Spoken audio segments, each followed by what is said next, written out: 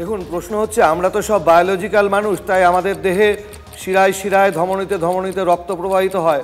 আর নিজেকে মোদিজি নন বায়োলজিক্যাল বলে দাবি করেন, তাই হতেই পারে যে তার শিরায় শিরায় ধমনীতে ধমনীতে রক্তের নয় গরম সিঁদুর প্রবাহিত হচ্ছে বলে তিনি বলেছেন।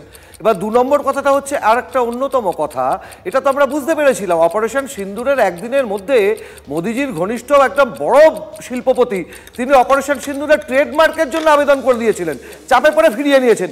এখন এই বেনিয়া মানসিকতা নিয়ে, ব্যবসায়ী মানসিকতা নিয়ে, আর্থিক ব্যবসা ভারতীয় সেনাবাহিনীকে ব্যবহার করে কিংবা ভোট ব্যবসা ভারতীয় সেনাবাহিনীকে ব্যবহার করে যারা করতে যাবেন, ভারতবর্ষের মানুষ এই সেনাবাহিনীর অপমান সহ্য করবে না।